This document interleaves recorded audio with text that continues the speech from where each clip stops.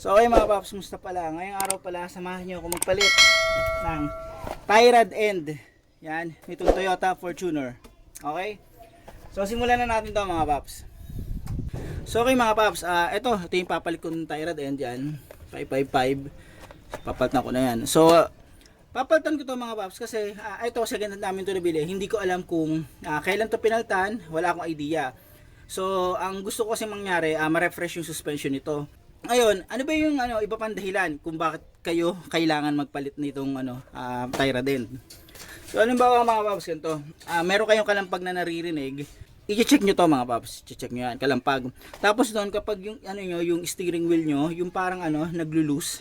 Halimbawa, kayo, nag-drive ka, tapos naglo-loose yung parang manibela nyo, yung parang kumakabig ng konti. Tapos doon parang sobrang lambot, tapos magkakaroon ng kalampag. Isa rin to sa i-check nyo. Kasi yung mga tie rod end yan, may mga ball joint yan eh. So katagalan talaga nasisira yan. So pwede nyo rin gawin to mga paps. Pagkaangat nyo ng sasakyan, eto initial checking lang to. Pagkaangat nyo ng sasakyan, kakalug-kalugin nyo yan. Kumbaga parang igaganon nyo, igaganon-ganon nyo. Yan. Igaganon-ganon nyo yan. Okay. Yun, initial checking lang yun. May pagkakataon kasi na mahirap i-diagnose kapag nakakabit yung gulong. Mas maganda talaga tanggal yung gulong para makita nyo yung movement nitong tie rod end. So gagawin ko ngayon mga paps, tatanggalin ko na to.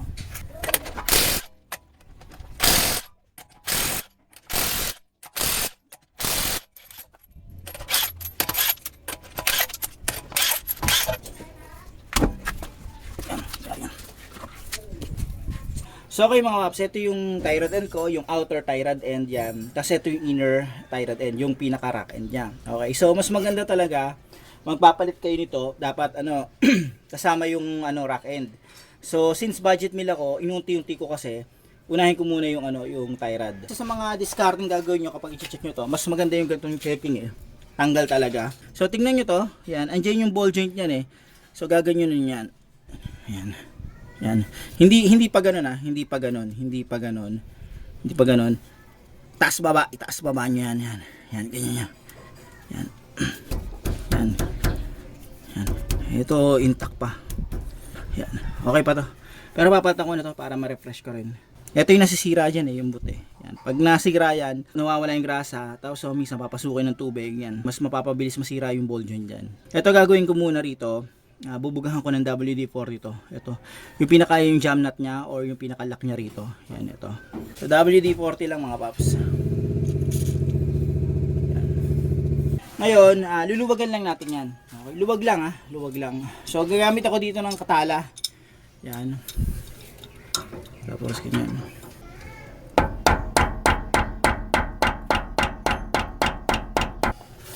Medyo matigas siya eh. Gagawin ako ha. So ayan mga paps, nakita nyo, ito yung katala. Tapos ito yung pinaka-extender ko. So break natin yan. Hop, teka, ito na nga. Kapitan natin. Tagang sakto-sakto, diba?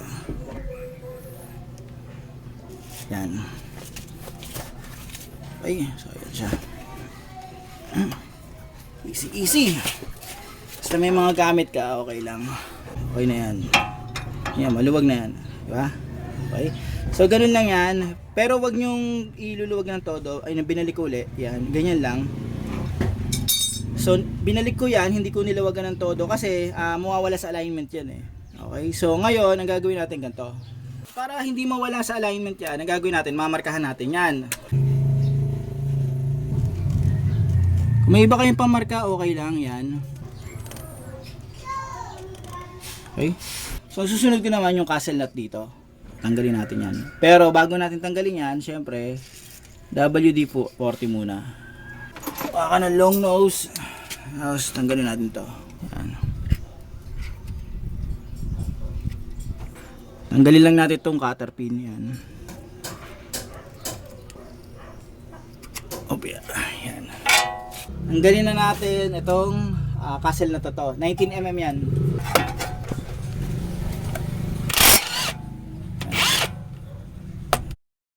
So ganito mga paps, sa pagtatanggal ng mga ball joint ng mga ganito, may iba't ibang paraan. So pwede nyo pukpukin ito, Kung medyo matigas, initin nyo yan, initin nyo to, tapos saka nyo pupukupukin.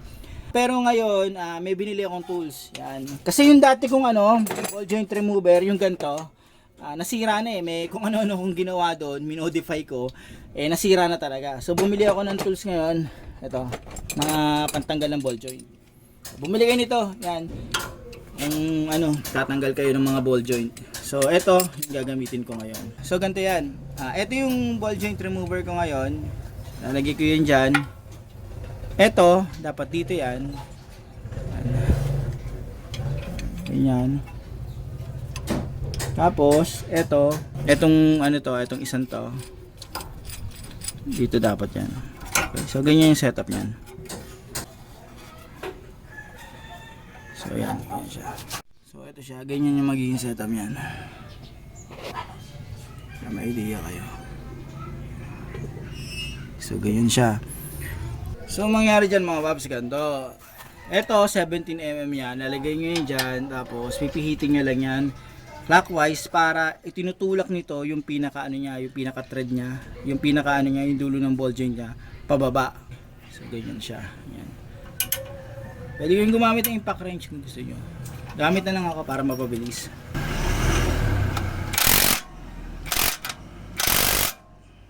Yan. Matutulak nyo pababa yan mga paps. Tanggal, di ba? So ito mga paps, yan, natanggal ko na yan. So ito na siya. Ngayon, kung medyo nag-aalangan kayo dito, yan, tawag dito sa marka na to, pwede nyo lagyan ng tape yan, o ganito gawin yung diskarte. So ito, pipihitin natin to paluwag, di ba? Ang gagawin nyo, bibilangan nyo kung ilang pihit yan. Markahan natin para may reference kayo. So yan. Bilangin natin 1, 2, 3, 4, 5, 6, 7, 8, 9, 10, 11, 12, 13.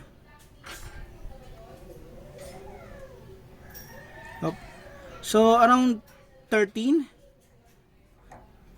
and a half, yun ang estimate ko, 13 and a half.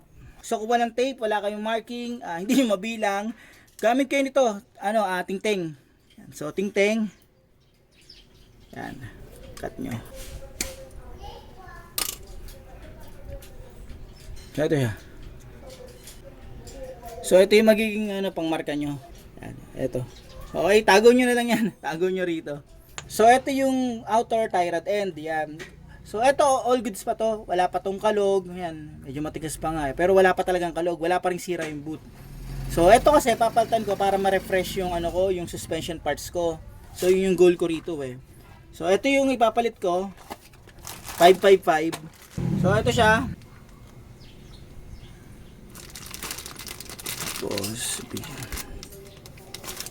Ito hindi ko alam kung anong brand na ginamit nila dito eh. 555 kasi may ganito. Okay? So, kabit ko na to mga paps. So, ito yung kakabit ko mga paps. Ito yung bago. So, i-double check nyo rin pala yan kung tama yung sukat. So, ito tama naman. So, kanina, ang bilang ko, 13 and a half. Ganun yung estimate ko eh. Na ikot na gagawin ko para mahigpitan to.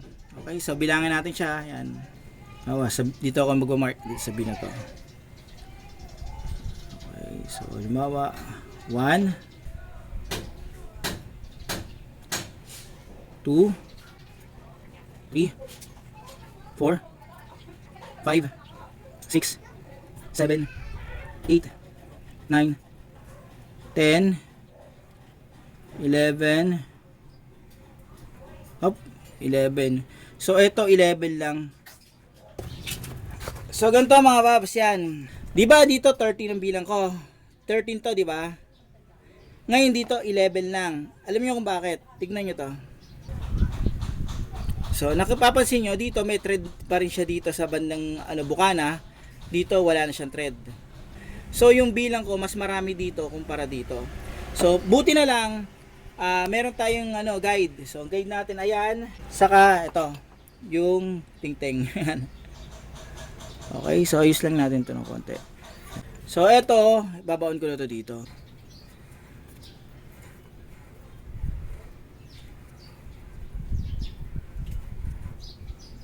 So mga paps, since iba yung thread nito kumpara dito, eto kapag kinabit ko kailangan na talaga mag wheel alignment to. Pero ang gagawin ko diskarte muna rito, eto kasi 'di ba ganyan dapat siya ganyan. Ito yung mark ko. Yung mark ko iuusod ko ng konti dito. Kasi pag ganyan, 'di ba, hindi naman pwede. Kailangan ko tong maiangat itong isang to. So ito, jam na to kailangan kong iusod para maipapwesto ko to ng patayo. Yan. Sa ganitong senaryo, dapat i-wheel alignment na to mga paps.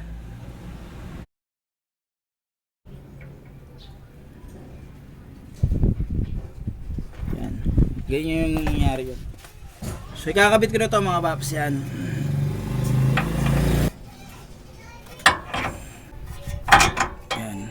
Tapos yung castle natin, ilalagay ko na dito.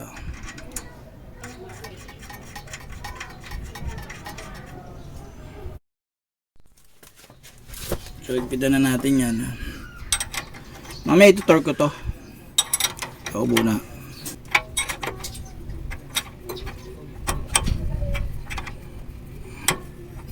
Yan.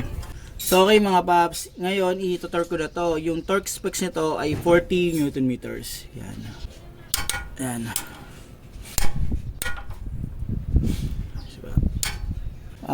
Dadagdagan ko ng konti kasi hindi pa tumatapat dun sa may butas ng cutter pin. Yan.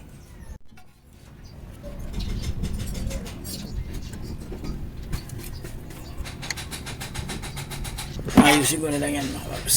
So ayan mga paps, na ayos ko na itong pagkakalagay ng cutter pin. Ngayon, eto, higpitan ko na ulit.